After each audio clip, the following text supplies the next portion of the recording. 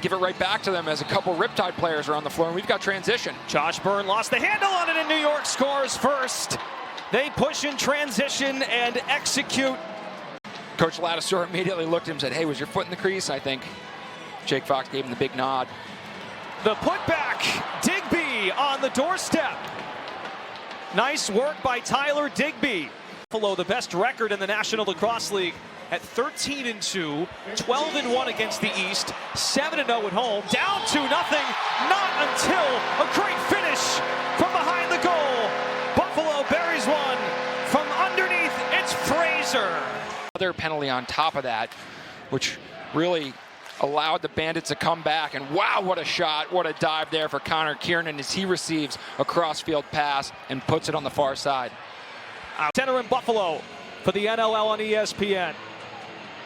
Great defensive awareness by Brownell to come over, and an outside shot goes Lomas, and it's 4-1 Riptide. A nice job controlling his rebound, and the Riptide defense putting the clamps down as we have another dunk goal from behind the cage. Kieran McCardle. I look at it, and Orleman is able to close the wickets and fall on top of that ball. And Josh Byrne was in there too. New York scores again. Jeff Teet's turn. By Scott Dominy. McCray runs the floor, up the other end. And another goal for the Riptide. Ron John. Who tiptoes into the crease. So great one possession there by Jake Fox. These little tiny possessions, they add up as they score and capitalize on that extra possession. Connor Kiernan coming around to put it in the net. A look here at the standings in the East. It's a pretty drastic difference in New York. Scores another one. Jeff Teet has come to play. We're seeing a little bit of everything. Second goal for Teet.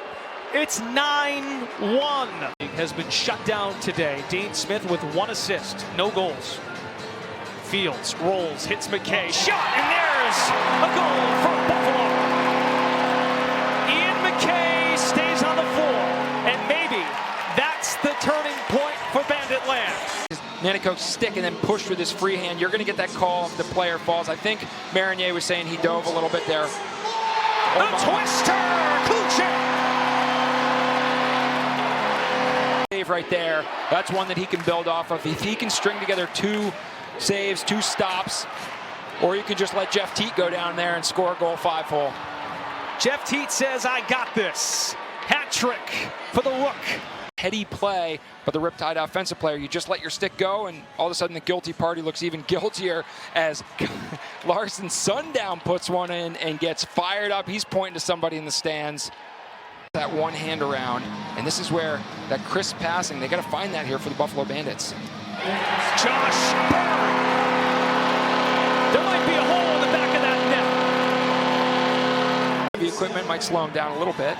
There's something about older guys. They do take it personal that they can't move it. Fields creates separation. Connor Fields, you're a magician. Penalty shot. Everybody, hold your breath. The star Rook against the star goalie who's been doing it a long time. Goal number 4 for Teet. He's that special.